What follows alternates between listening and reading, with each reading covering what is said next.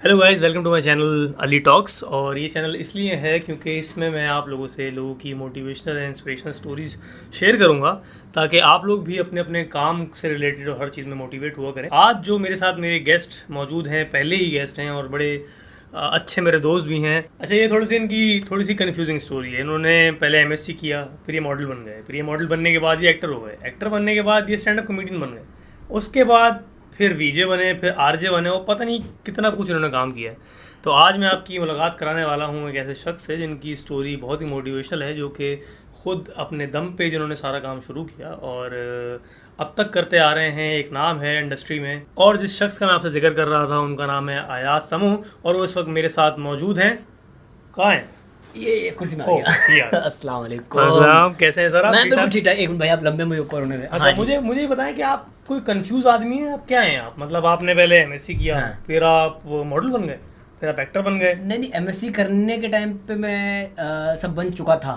ओह MSc अच्छा, बाद में हुई थी। अच्छा एमएससी बाद में हुई थी, ठीक है। मॉडलिंग मैंने स्टार्ट की तब मैं कॉलेज में था, सही है। और एक्टिंग भी उन्हीं दिनों स्टार्ट हो गई थी। यूनिवर्सिटी में दाखिला लिया, यूनिवर्सिटी का पहला सेमेस्टर था, तो स्टैंड अप कॉमेडी नहीं मैंने तो इंडिया ये चला गया कहाँ था। से शुरू हुआ कि यार मैं, बचपन से, ये तो मैं शुरू से शौक था बचपन मतलब से स्कूल किस, का कोई इवेंट ऐसा नहीं था जहाँ पे आपका भाई खड़ा होकर कोई डांस वांस ना कर रहा हो, या कोई एक्ट ना कर रहा हो, टैबलो ना कर रहा हो। ख़ानदान की शादियाँ, वाह। और मैं एक नखरीला बच्चा था। अच्छा अच्छा, अम्मी को कहता था मुझे डांस करना है, उनको कहें कि मुझे कहे क्या, मुझे डांस करना है। डांस। अम्मी जाके उनसे कहती थी यार इसको डांस करना है। अब वो आके मेरे पास, अब जैसे आप आके मुझसे पूछें कि अम्मी ने बोला आपको डांस करना है, आज डांस करना है, अब बोलो मुझे। अम्मी ने बोले डांस करना है तो डांस करना है, चले। नहीं, मैं नहीं कर रहा। अरे डांस करना है, अभी तो मना तुमने मना भाई, नखरीला, फरमाइश खुद की, और जाना नहीं होता था। अच्छा, मुझे लेकिन मुझे करता एक था बात मैं। ये बताएं कि किसको देख के ये शौक चढ़ा कि यार मूवीज देख के शौक चढ़ा है, या मैं टीवी बहुत देखता था, या मैं स्टेज ड्रामे देखता था, या सारे सब, क्योंकि टीवी चैनल तो उस वक्त एक ही था, पीटीवी। हम्म। तो मुझे याद है कि पहला कैरेक्टर जो एक होता है ना, इंसान कॉपी करता है या छापता है, वो था गेस्ट हाउस में आई एम रेम्बो रेम्बो जान रेम्बो कॉकरोच किलर। ओ, तो मैं बिल्कुल वैसे यहाँ पे तितली का टैटू बना के ना, सर पे लाल लाल रुमाल बांध के, बनियान पहन के, आई एम रेम्बो रेम्बो जान रेम्बो, हाथ में वाइपर पकड़ के। तो वहीं से बचपन से ही था। फिर मोइन अख्तर साहब की वो तो कुछ लेजेंड कैसेट्स है। थी घर में मौजूद, तो वो बहुत शौक से सुनता था। फिर मोइन साहब को टीवी पे देखा, फिर उमर भाई के ड्रामे देखे।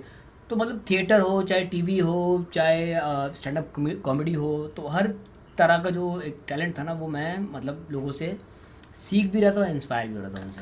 अच्छा, मुझे ये बताएं कि पहली चीज़ आपने क्या की थी सबसे पहले? कोई कमर्शियल किया, कोई प्ले सबसे किया? पहला गाना किया था, सबसे पहली अपीयरेंस। उस अच्छा, नहीं वक्त नहीं नहीं नहीं, बल्कि एक मिनट, अगर टीवी अपीयरेंस की बात हो तो सबसे पहले मैंने एक बच्चों का शो आता था, रोशन तारा, पीटीवी पे। सुबह मैंने देखा सुबह लेकिन। मॉर्निंग शो किस तरह थे हमारे आजकल के, हाँ उस हाँ। तरह बच्चों का एक, उस वक्त फ्राइडे की छुट्टी होती थी, तो फ्राइडे को बच्चों का एक शो आता था रोशन तारा, जिसमें बच्चे आ गए ना, कोई पोएम पढ़ता था, कोई मतलब बच्चों के गेम्स, बच्चों का जीतो पाकिस्तान था वो। सही है, ठीक है। तो हम उसमें गए थे। मैं उस वक्त था कोई तकरीबन 4-5 साल का। रोशन तारा हटा दें, उसके बाद जो पहले 17 प्रोफेशनल साल, काम किया था, 16 साल, 16 तो 17 16 साल के थे उस 16 वक्त, वो 17 एक साल गाने में काम किया था। हाई गाना था उसमें क्या कैरेक्टर था, याद है कुछ? यार। वो हुआ ये, उसकी बड़ी अच्छी स्टोरी है। हुआ ये कि भाई हम कॉलेज में थे, और कॉलेज के बाहर ना कुछ लोग खड़े हुए लोकेशंस नोट कर रहे थे।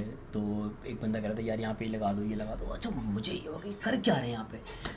तो बेसिकली वो चैनल था जियो, और कॉलेज के पास था। तो हम 3-4 लड़के थे, तो मैं फंटर, बड़े बड़े बाल, बंडाना वंडाना बांधा हुआ। मैंने कहा क्या हो रहा है यहाँ पे? तो उन्होंने बताया कि भाई हम तो गाने की शूटिंग कर रहे हैं। मैंने कहा अच्छा। और मैं ये बोल के पलटा, तो पीछे से वो जो कोऑर्डिनेटर थे जफ़र भाई, मुझे आज तक याद है, उन्होंने मुझे आवाज़ दी, यही रुक, इधर आ। मैं गया, मॉडलिंग करेगा? हाँ, क्यों नहीं करूँगा, करूँगा। तो फिर उन्होंने कहा कल सुबह 9 बजे आ जाना। मैं सुबह 9 बजे वहाँ पहुँच गया। भाई सुबह, इतवार का दिन था, छुट्टी थी, सुबह 9 बजे, गली का कुत्ता भी नहीं था वहाँ पे। अच्छा, ना मोबाइल फ़ोन से उस वक्त, ना कुछ था, किस तरह कोऑर्डिनेट किया जाए। अच्छा, मुझे लग रहा है टोपी करा दी है, मतलब क्यों मेरे साथ ऐसा, क्या सुबह सुबह बुला के बैठा दिया। और एक ही अच्छी शर्ट थी आपका भाई, वही पहन के चला गया। भाई हुआ ये कि 9 बजे से लेके 12 बजे तक तो मैं बैठा रहा वहाँ। एक स्नूकर का ठिया था वहाँ पे, पड़ी हुई थी उनकी जो सीट्स होती ना, वो बैठा बैठा बैठा बैठा बैठा 12-12:30 बजे पहली एक ट्रक पिकअप टाइप थी, वो आकर रुकी। तो उसमें से ना कैमरा, सामान और ये सब चीज़ें। हाँ, मतलब इक्विपमेंट उतरना स्टार्ट हो। तो मुझे लगा हाँ अब आएंगे। तो मैं वो 4 घंटे अगर मैं सब्र ना करता तो शायद मुझे ये ब्रेक ना मिलता। तो मैं डिटाई की तरह मतलब वहाँ पे बैठा रहा। और घर से सपोर्ट थी इस काम में कि अगर मैं टीवी में जाऊंगा या मैं काम करूंगा, घर वाले सपोर्ट करेंगे? एक कन्फ्यूजन सी थी, क्योंकि क्रिकेट खेलता था उन दोनों बहुत ज़्यादा, तो अब्बू को ये होता था कि यार क्रिकेट की वजह से पढ़ाई ज़ाया होती है, तो वो क्रिकेट रुक गई थी एक लम्हे के लिए। तो जब ये करने लगा ना, तो फिर मैंने अपनी गोट खेली कि भाई आपकी वजह से मैंने क्रिकेट नहीं खेली ना, अब मुझे ये खेलना है, मतलब ये करना है और मैं ये करना चाहता हूँ। और फिर ये था कि शुरू में थोड़ी सी रिस्ट्रिक्शन है, लेकिन बाद में सेट हो गया था। सही, चलो ये हो गया पहला काम। सब नहीं, पैसे मिले थे उसके कोई? उसके वापसी के 200 रुपये मिले थे, रक्षे का किराए के, वो तो उसमें पूरे हो गए होंगे। तो यानी कि पहली आपकी कमाई 200 रुपये। नहीं, आपको भाई चला कि आपको भाई वापसी बस में आया था। पहली कमाई इनकी थी 200 रुपये। 200 रुपये, मतलब 200 रुपये आप सोच सकते हैं कि एक बंदा अगर काम कर रहा है और काम उसने शुरू किया और उसकी 200 रुपये की पहली कमाई। देखो अगर मेरी प्रायोरिटी पैसा होती ना उस वक्त, या देखो पैशन और पैसे बहुत अलग चीज़ें होती हैं। एक तो होता है शौक, कुछ लोगों को पैसे का शौक होता है, वो एक अलग चीज़ है। लेकिन ये जिस तरह हमारा ये परफॉर्मिंग आर्ट्स वाला काम है ना, इसमें अगर आप पैसे को माइंड में रख के इस काम में कूदें तो कोई। अच्छा चलो, तुम्हें एक बात मुझे और बताओ। ये तो हो गया कि एक अचानक से वो लोग आए, उन्होंने तुम्हें बुलाया मॉडलिंग करो, और मैंने मॉडलिंग कर ली उसमें, ठीक है। दूसरा काम कैसे मिला? तुमने लोगों को अप्रोच किया? ऐसा नहीं, क्या फिर हुआ ये कि फिर चूने भी लगे बहुत। ऐसा नहीं कि चूने नहीं लगे, चूने भी बहुत लगे। अखबार में उन दिनों ना इतवार के दिन ऐड आते थे, अगर आप मॉडल बनना चाहते हैं और अदाकार बनना चाहते हैं तो हम आप वो एक बेसिकली फ्रॉडी होते थे जो अखबार में ऐड देते थे। जैसे आजकल एजेंसीज हैं, लेकिन वो नहीं है, लेकिन वो एजेंसीज उस टाइम की एजेंसी इस तरह की थी। तो उधर हम गए तो ऐड देख के गए, हमने कहा भाई हमें ये करना। अच्छा तस्वीरें, उन्होंने कहा आपकी उतरेंगी 5,000 रुपये का आपका फ़ोटोशूट होगा, 3,000 रुपये का हमारा कॉन्ट्रैक्ट साइन होता है, जिसके बाद ये होता है कि आपकी जो आप काम हम देंगे उसमें से 20% हमारा होगा। ये मतलब पूरा मंजन बेचा। उन्होंने हमसे 3,000 रुपये भी ले लिए। फ़ोटोशूट के लिए उन्होंने कोई 5,000 मांगे थे, हमारे पास थे नहीं। तो मैं इसी में था कि यार पैसे जमा हो जाएंगे तो हम ये भी कर लेंगे, लेकिन फ़िलहाल आप सिर्फ मेरा कॉन्ट्रैक्ट साइन कर लें। सही है। अच्छा, वो बेसिकली बाद में पता चला कि वो एक्स्ट्रास प्रोवाइड करते थे। ओह अच्छा, वो एजेंसी ऐसी थी जो एक्स्ट्रास को आगे पीछे खड़ा कर दिया गाने में पीछे। हाँ। अगर फिर उसके बाद तुमने क्या किया? तो हुआ ये कि उसी एजेंसी से मतलब ये था कि एक टेलीफिल्म हो रही थी जियो में, और उन्होंने बताया कि भाई हमें एक्स्ट्रास भी चाहिए। तो एक्स्ट्रास के ऑडिशंस के लिए उन्होंने हमें भेजा था वहाँ पे। सही है। और जब वहाँ पहुँचे तो वहाँ मज़े की बात है कि वो थी ही स्टोरी 8 लड़कों की और एक NCC कमांडर की। ठीक है। तो उनको चाहिए थे नए लड़के। तो वहाँ पर जब ऑडिशंस के लिए बहुत सारे लड़के आए हुए थे, हम भी वहाँ पे पहुँचे। कोई 120 लड़का पहुँचा हुआ था भाई। हमको हमारी एजेंसी से कोई इधर से कोई कोऑर्डिनेटर के उससे। और ये तुम्हारा दूसरा ही काम है? ये मतलब समझ लो कि पहला ऑडिशन देने जा रहे हैं। पहला ऑडिशन है, ठीक है। तो हम गए वहाँ, हमने ऑडिशन दिया और 120 में से जो 8 लड़के सेलेक्ट हुए, 7 लड़के, उसमें से मैं भी था। तो वो एक फिर पहली टेलीफिल्म हुई मेरी। यानी 120 में से प्रॉपर कैरेक्टर 120 में से 7 लड़के सेलेक्ट हुए, उसमें तुम भी थे। यानी कि चलो, मतलब इसका मतलब ये है कि भाई मैं टैलेंट पहले से ही है। हाँ, वो बस वहाँ पे जाके निकला था प्रॉपर। वहाँ पे जाके निकला। और फिर उसके बाद उन्हीं जो टीम थी उनका एक लड़का चला गया था इंडस चैनल पे, तो वहाँ पे एम्बुलेंस कर रहा था। वहाँ से उसने फिर मुझे एक एपिसोड के लिए वहाँ बुलाया। इस तरह 2-3 प्रोजेक्ट मतलब इनिशियल स्टेजेस। और इसके साथ साथ पढ़ाई भी चल रही थी आप? इसके साथ साथ अब पढ़ाई, यूनिवर्सिटी, कॉलेज एंड हो रहा था और यूनिवर्सिटी स्टार्ट हो रही थी। जब यूनिवर्सिटी स्टार्ट हुई तो फिर उसी एक आपका सर्कल बन जाता है ना नए लड़कों का, कि आप यार एक साथ आप मिले थे शूट पे, ये वो, तो दोस्ती हो गई थी। तो उन्होंने बोला कि यार इंडिया के ऑडिशंस हो रहे हैं और पाकिस्तान इंडिया का एक प्रोजेक्ट बन रहा है, थोड़ा साइड हो जाए आप एक मिनट। हाँ, मैं यहाँ पे आराम से, हाँ आप सही है। तो उन्होंने कहा कि भाई पाकिस्तान और इंडिया को मिला के नहीं प्रोजेक्ट बना रहे हैं, तो उसके लिए ऑडिशंस हो रहे हैं ना। तो उन दोनों बालाजी भी पाकिस्तान आया हुआ था। हमें लगा कि ये ड्रामे का ऑडिशन है, हम देने चले गए। जब वहाँ पहुँचे तो पता चला कि भाई तो स्टैंड अप कॉमेडी का ऑडिशन है। तो वहाँ पे जितने लड़के आए थे काफ़ी लोग तो चले गए। उन्होंने ये कौन सा सन की बात है? 2005 की बात। 2005 की। तो हमने ऑडिशन दे दिया। जब हमने ऑडिशन दिया तो हुआ ये कि, लेकिन स्टैंड अप कॉमेडी तो आती नहीं थी ना, कभी नहीं कभी नहीं की थी, कभी भी नहीं की थी। बेसिकली वही बता रहा था कि मोइन भाई की ऑडियो कैसेट्स बहुत देखी, सुनते थे, देखते थे। हाँ, स्टेज ड्रामे और सही तो बहुत सारी चीज़ें। और बचपन से ही लतीफ़ों का स्कूल में होता ना लड़का, आपको तो पता होगा लतीफ़ों के कलेक्शन, वो तो पता है बहुत। तो वो लतीफ़े तो बहुत सारे आते हैं। तो वो सारे जो आते थे और मैंने वो कैमरे के सामने खड़े होकर सब कुछ कर दिया। और वो फिर लकीली इंडिया से भी सेलेक्ट हो गया मैं। वो तो ये था कि कराची, इस्लामाबाद, लाहौर, 3 शहरों में ऑडिशन हुए थे और तकरीबन 6,000 लोग उस ऑडिशन में अपेयर हुए थे और इंडिया से 12 लोगों का नाम आया था और उसमें मेरा भी था। अच्छा मुझे एक बात बताओ, ये देखो पहले 120 लड़के, उसमें से 7 लोग, फिर कोई 6,000 लोग, उसमें से कितने? 12 लोग। 12 लोग। तो क्या इसको लक मानते हो या टैलेंट कुछ ज़्यादा था, क्या सीन? Bit of both. अब देखें, अगर लक था तो मैं, या मेरी किस्मत में वो जगह थी तो मैं वहाँ तक पहुँचा ना। तो फिर 2005 में आप सिलेक्ट हुए?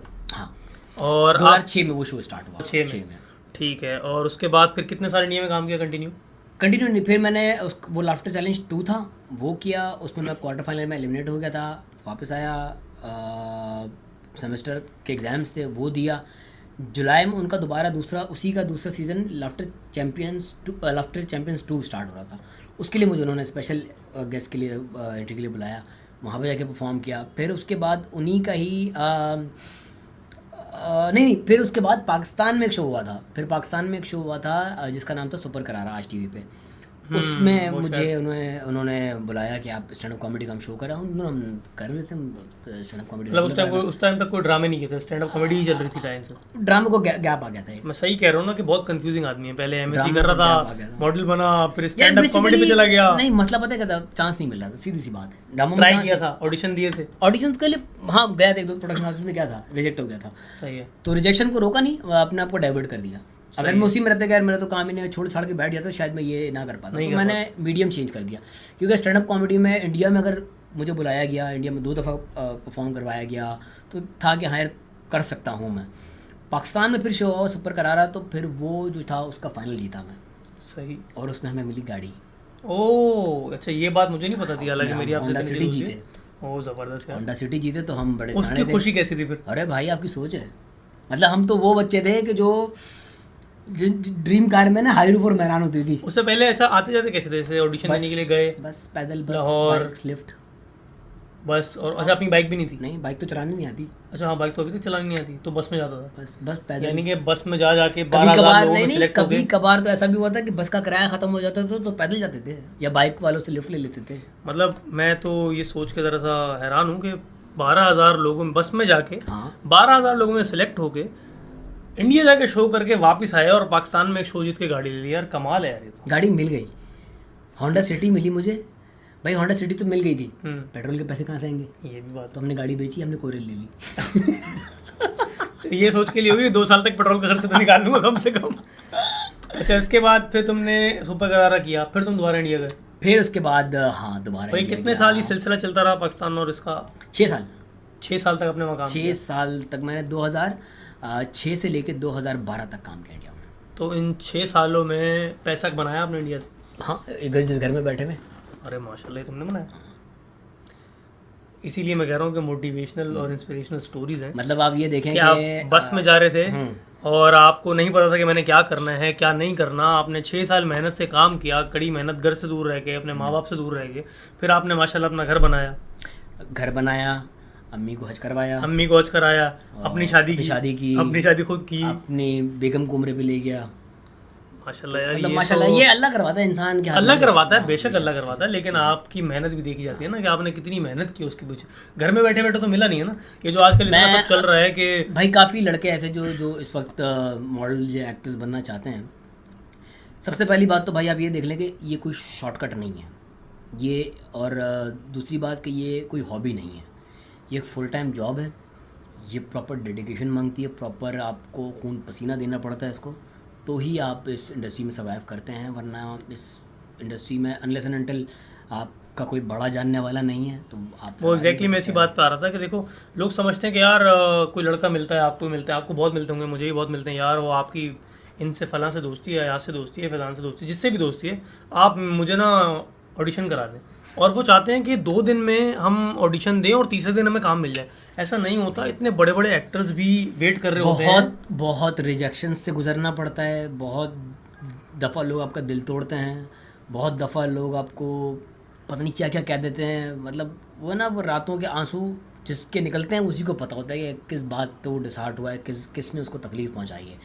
लेकिन हाँ, आपके हाथ में क्या है कि भाई रोकना नहीं है मैंने। अगर मुझे ये गोल मैंने सेट किया है तो मैंने यहाँ तक पहुँचना है। बस आप उस गोल के पीछे, बस गोल एक बनाया है ना, उसके पीछे पड़ जाएंगे यार, मुझे ये करना है। जब इस पे फोकस करेंगे ना और गिव अप नहीं करेंगे तो वो कभी ना कभी पूरा हो जाएगा। आपके सामने एक मिसाल बैठी हुई है अभी कि ये करता रहा, मेहनत करता रहा, और अल्लाह का शुक्र है कि सब कुछ कर लिया। अच्छा, मुझे एक बात और पूछनी है, आपका एक बड़ा फेमस कैरेक्टर है साजिद बिल्ला, उसका आइडिया कहाँ से आया था? साजिद बिल्ला जो शो का आइडिया था वो वकार भाई का था। वकार ज़का का दिमाग था भाई कि इस तरह का शो होना चाहिए कि जो फिल्मों की, असल में हमेशा ही हिस्ट्री ये रही है कि फिल्मों की जो न्यूज़ देती थी वो एक लड़की देती थी। फिल्मों से रिलेटेड जितने भी ये ई बस शोज़ होते थे वो एक लड़की ही करती थी। तो उस स्टीरियोटाइप को ब्रेक करने के लिए वकाबी ने कहा था कि यार एक कोई कैरेक्टर होगा जो कि करेगा। कैरेक्टर उनके माइंड में जो था वो था कि कोई टपोरी, जिस तरह रंगीला फिल्म में वो कैसा था आमिर खान, उस तरह का टपोरी कैरेक्टर होगा, वो करेगा। मैंने बोला नहीं यार, कैरेक्टर कोई लोकल होना चाहिए। फिर हमने रिसर्च स्टार्ट की तो देखा गया कि कराची के जितने भी पुराने सिनेमाज है, बम्बिनो, प्रिंस कैपरी, वहाँ पे हमारे लियारी के जो लोग होते हैं वो बहुत ज़्यादा नहीं, वहाँ पे स्टाफ में उनके, अच्छा स्टाफ में चलाते सिनेमाज वो लोग हैं भाई। मतलब असल में कराची का जो फिल्म सीन था, जो सिनेमा सीन था, उसको बनाने और फ्लरिश करने वाले हमारे बलोच और मकरानी भाई हैं। अच्छा बिल्कुल, और आज भी जितने बड़े बड़े सिनेमाज हैं वो लोग ही चलाते हैं उसको। तो फिर वहाँ से मुझे आइडिया कि यार ये इस तरह का कैरेक्टर होगा जो दिखने में, तो उन दोनों रैपर्स का सीन बड़ा ऑन था, 50 सेंट, अशर, ये सब आए थे। तो मैंने ये सोचा कि कोई ऐसा कैरेक्टर होगा जो दिखने में तो रैपर टाइप यो होगा, अंदर से वो मगरानी होगा। ठीक है। तो फिर शो ये आइडिया आया, फिर कैरेक्टर हमने डिज़ाइन किया, दानिश भाई से डिस्कस किया, दानिश ने कहा ओके बनाओ। वकार ने एक इंग्लिश गाना भेजा मुझे, वकार ने कहा इस गाने को, इसके लिरिक्स को उर्दू में करके रैप बना, इसका गाना बना और इसकी वीडियो शूट करते हैं। हमने साजिद बिल्ला का गाना बनाया एक दिन में, गाना अगले दिन शूट हुआ, 2 दिन के बाद एडिट हो गया, ऑन एयर हुआ तो इधर उधर से बस फ़ोन आना स्टार्ट हो गया, ये कौन आ गया। एक ऑफ चीज़ है ना, बिल्कुल अलग ऑफ चीज़, ये कौन आ गया। तो फिर सिर्फ गाना ही आया था, उन्होंने कहा कि भाई इसका पायलट बनाओ। तो ईद के ऊपर हमने पायलट रिकॉर्ड किया था कि हम पायलट, ये होता है कि एक रेफरेंस वीडियो कि होगा क्या शूट। पायलट लकीली ऐसा बन गया कि वो ऑनर हो गया, पायलट ही ऑनर कर दिया उन्होंने। तो फिर वो 2009 के एंड से साजिद बिल्ला स्टार्ट हुआ, जो कि 2013 तक मेरे साथ रहा, 4 साल। 9 से 13 तक साजिद बिल्ला किया वो एयरवाई म्यूजिक पे आपने। हाँ ठीक है। उसके बाद आपने फिर ड्रामा इंडस्ट्री, फिर ड्रामा स्टार्ट, फिर दोबारा उसका ऑडिशन कैसे दिया फर्स्ट टाइम, कहाँ नहीं, ऑडिशन? उसका ऑडिशन नहीं हुआ ना। फिर उसका, अब देखो उसका सीन फिर ये था कि स्टैंड अप कॉमेडी में एक नाम बन गया था, साजिद बिल्ला का टीवी साजिद बिल्ला का बन गया था। फिर उसके अलावा एयरवाई से ही क्योंकि लिंक्ड हो गया था, तो एयरवाई की टेलीफिल्म में अक्सर 2-3 सीन्स के लिए आ रहा था मैं। तो ये था कि मार्केट में एक नाम तो छोटा सा बन गया था कि हाँ ये लड़का है, इस तरह के कैरेक्टर्स ही कर लेता है। तो फिर वहाँ से एक हमारा प्रोडक्शन हाउस था बहुत बड़ा, A&B, आसिफ रज़ा मीर एंड बाबर जावेद, उनकी फिर लगातार मैंने 2012 में उनके लिए कुछ 4 प्रोजेक्ट्स लाइन से किए। अच्छा। हाँ, फिर वहाँ से फिर दोबारा मैं इंडिया गया एक और शो करने के लिए, फिर वहाँ से हज पे चला गया। फिर वहाँ से जब वापस आया तो मुझे कॉल आई थी फिल्म के ऑडिशन के लिए, 0 to 1 के। तो जब वहाँ गया तो मुझे एक छोटे से कैरेक्टर के लिए बुलाया था, लेकिन जब जो डायरेक्टर था गोरा समर नेक्स, उसने देखा तो उसने मुझे दूसरे कैरेक्टर के लिए चूज़ कर लिया, बड़ा कैरेक्टर दे दिया मुझे। फिर 0 to 1 की शूट पे था तो मुझे मोर मिल गई और मोर पे आपको अवार्ड भी मिल गया। मुझे अवार्ड मिला। फिर नेगेटिव कैरेक्टर का अवार्ड, नेगेटिव कैरेक्टर बेस्ट। तो नेगेटिव कैरेक्टर जब ऑफर हुआ, हाँ बिल्कुल, वो अभी वो भी दिखाएंगे सारे इनके अवार्ड्स। तो मोर का जब आपको ऑफर हुई और आपको नेगेटिव कैरेक्टर का कहा गया, तो आपको ज़रा सा ये नहीं लगा कि यार मैं नेगेटिव कैरेक्टर कैसे करूँगा, मैं तो एक स्टैंड अप, मुझे करना नहीं था। देखो करना तो था, आपने पहले स्टैंड अप कॉमेडी की, फिर आप एक नॉर्मल रोल्स कर रहे थे, टेलीफिल्म में कर रहे थे, साजिद बिल्ला 4 साल साजिद बिल्ला किया, तो वो भी सारा कॉमेडी के ऊपर बेस था। फिर अचानक से नेगेटिव कैरेक्टर करना और उस पर अवार्ड मिल जाना, वो एक बड़ा एक डिफरेंट चीज़ है कि आई गेस कॉमेडी और नेगेटिविटी का ना कहीं ताल्लुक, क्योंकि अगर आप हॉलीवुड में भी देखें या बॉलीवुड में भी देख लें तो बहुत सारे एक्टर्स थे जो विलन थे, बाद में कॉमेडियन बन गए, और कुछ ऐसी भी थे जो है कॉमेडियन और विलन बन गए। ऐसे तो बहुत ये सारे है, कुछ है, लिंक है। लेकिन बहुत बड़ी अचीवमेंट है कि आप इतने साल कॉमेडी करते रहे, करने के बाद नेगेटिव पे आए, उसमें भाई आपको मिला। मैं अभी भी जो लड़के देख रहे हैं उनको मैं यही कहूँगा कि भाई अपने अंदर के, अल्लाह ताला ने ना हर इंसान को बहुत सारे टैलेंट से नवाजा होता है। ये आपके ऊपर है कि आप कितना एक्सप्लोर करते हैं अपने आप को। मतलब दुनिया बाहर नहीं, दुनिया अंदर है। बिल्कुल ऐसा ही। कुछ लोग होते हैं ना दुनिया बाहर ढूंढ रहे होते हैं, दुनिया आपके अंदर है। आप अपने अंदर से तलाश करें क्या क्या निकाल सकते हो। 16 साल से इस इंडस्ट्री में काम कर रहे हैं और एक ही चीज़ को फॉलो किया हुआ है और उसकी के पीछे हैं और कभी हिम्मत नहीं हारी। अच्छा, ऐसे मोमेंट भी तो आए होंगे कि आपने बोला यार बस अब मैं नहीं करता, क्या कभी ऐसा हुआ कि यार मुझे रिजेक्शन मिल गई और मैं नहीं करती? क्योंकि लोग क्या करते हैं कि जैसे रिजेक्शन मिलती है ना, यार बस मैं थोड़ा उल्टी खोपड़ी का हूँ। नहीं, लेकिन तुम्हें जब रिजेक्शन मिली, कभी कहीं ना कहीं मिली होगी, हर किसी को मिलती है, बहुत दफ़ा मिली होगी। तो लोग क्या करते हैं कि यार बस अब मैं नहीं कर सकता, मुझे रिजेक्ट कर दिया उन्होंने। अच्छा, लोगों के अंदर वो एक्सेप्टेंस नहीं है। तो मुझे ये बताओ कि उस वक्त तुम्हें क्या चीज़ मोटिवेट करती थी कि यार नहीं, मैं तो यही करूँगा और मैं इसी में नाम बनाऊंगा? अच्छा, मुझे पता है उनकी नाम मोटिवेट करती थी, इसने मुझे मना कैसे किया। हाँ, मुझे अपने आप से ना एक जंग स्टार्ट, इसने मना कैसे किया मुझे। वो ईगो नहीं होता था, ना वो गुरूर था, ना वो तकब्बुर था, वो पैशन था, वो ये था कि मैं दोबारा इसको करके वो दिखाऊंगा, बेसिकली अच्छा करके फ्यूल दिखाऊंगा। था वो, कि मुझे मना कर दिया यार, मैं अब करके दिखाऊंगा। तो वो जो आपको वो आग जो जलती है ना, वही आग आपको या तो अगेन उस आग की डायरेक्शन क्या है, या तो वो आपको जला के बर्बाद कर देगी या तो आपको रोशन कर देगी। या आपके ऊपर है कि उस आग को आप ट्रांसफ़र कैसे कर रहे हैं। अब आपके इस वक्त प्रोजेक्ट चल रहे हैं कोई, या कोई काम चल रहा है, या टीवी ऑन एयर हुए हैं, तो कौन अभी वो जांबाज ख़त्म हुआ है, और अभी जिसमें आप पुलिस वाले बने पुलिस वाला बना हुआ था, वो अभी ख़त्म हुआ है। और उसके अलावा एक और नया प्रोजेक्ट स्टार्ट हुआ है, शूट उसकी चल रही है, मोस्ट प्रॉब्ली अगस्त तक ऑन एयर हो अच्छा, जाएगा। बात की जाए कि ये बहुत कंफ्यूजिंग आदमी है, तो एक इनका यूट्यूब चैनल भी चल रहा है, हाँ वो भी चल रहा है, तो मतलब सारे काम आपने करने क्या, किसी और के लिए कुछ नहीं छोड़ना। देखो भाई, फारिग दिमाग जो होता है ना, वो शैतान का कारखाना होता है। लेकिन हमने वो सुना था। शैतान का कारखाना नहीं है ना। देखो क्रिकेट रुकी है ना हमारी हमारी क्रिकेट रुक गई है अभी जितने भी लोग ये वीडियो देखेंगे और इसको सुनेंगे पूरे तरीके से, तो इसमें आप देखें कि एक बंदे ने मुस्तकिल मेहनत की है, मुस्तकिल मेहनत की है, अब तक मेहनत कर रहा है अपने बल पे, अपने दम पे। भाई पैदल, फटे जूते, इंतज़ार, पसीने में शराबोर, खाने के पैसे भी नहीं होते थे जब इधर उधर हम जा रहे थे ऑडिशंस के लिए, वो वक्त भी देखा। और अगर शायद उस वक्त से ना गुजरा होता तो शायद इस वक्त की कदर ना कर रहा होता मैं। बिल्कुल ऐसे ही है। इंसान नाशुक्र होता है भाई। मतलब अगर मैं उसे सोने का चम्मच लेके पैदा होता और बैठे बैठाए मुझे सब कुछ मिल जाता तो शायद मैं इस चीज़ को ज़्यादा इन्जॉय नहीं कर पाता। मुझे एक नॉर्मल लगता ही है। लेकिन जब एक तकलीफ दे फेज से निकलते हैं आप उससे गुजरते हैं, तो वो उसके बाद जब आपको चीज़ें मिलती हैं ना, तो एक आपको सेंस ऑफ अचीवमेंट एक आती है कि हाँ यार, ये मैंने अर्न किया है, ये मैंने जीता है, ये मैंने पाया है, मुझे मिला नहीं है ये। तो वो सेंस ऑफ अचीवमेंट जो होती है ना, वो ज़िंदगी में आपको बहुत ज़्यादा मोटिवेट खुद से करती है कि हाँ ये आपकी मेहनत का सिला है। तो सुनने वालों के लिए कोई एक ऐसी बात, एक ऐसी लाइन कि यार जिससे वो कभी हिम्मत ना हारे ना, जैसे आपने फटे जूतों में बसों में सफ़र किया, हर जगह घूमे, खाने के पैसे नहीं हैं, ठेलों से खाया, रेडियो से खाया, हाँ। हर जगह से, बट उन लोगों के लिए कोई ऐसी बात कि यार आप लोग भी मेहनत तो करें। और मैं भी सबको अक्सर यही मोटिवेट करता रहता हूँ कि यार मेहनत और हिम्मत नहीं हारनी कभी। हिम्मत हार गए तो सब खत्म हो गया। अपने हिम्मत दिमाग तो को पहली स्ट्रॉन्ग चीज़ रखना है। है, अपने दिमाग को स्ट्रॉन्ग रखना है। इतने साल 16 साल दुनिया से जंग जीतने के लिए सबसे पहले अपने आप से जीतना चाहिए। जब आप अपने आप में हार जाओगे, जो अपने आप को आप कह दोगे नहीं हो सकता, तो फिर ख़त्म, वहीं पे चैप्टर क्लोज है। आप मतलब आप ये सोचें ना कि आप 7 अरब की आबादी में एक अलग इंसान हैं, आपकी एक अलग कहानी है, अल्लाह ने आपको एक अलग इंसान बनाया है किसी वजह से ना। आपका कोई पर्पस है इस दुनिया में, उस पर्पस को तलाश करो। बेहतरीन बात।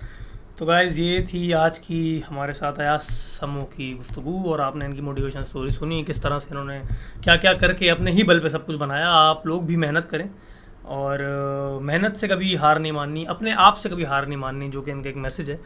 तो अपने आप से कभी हार नहीं मानेंगे तो ज़िंदगी में सक्सेस आप भी हासिल कर सकते हैं, कोई इसमें शक की बात नहीं है। तो नेक्स्ट वीडियो में मेरे को एक नेक्स्ट गेस्ट होंगे, एक नई स्टोरी होगी, उनकी मोटिवेशनल स्टोरी आपके सामने रखूँगा कि किस तरह उन लोगों ने मेहनत की, जिनको आप देखते हैं, जो आपके पसंदीदा लोग हैं, जो आपके चहीते स्टार्स हैं, उन्होंने भी मेहनत करके ही सब कुछ बनाया है अपने लिए। तो नेक्स्ट वीडियो में किसी नेक्स्ट गेस्ट के साथ मुलाकात होगी। जब तक के लिए अल्लाह हाफ़िज़।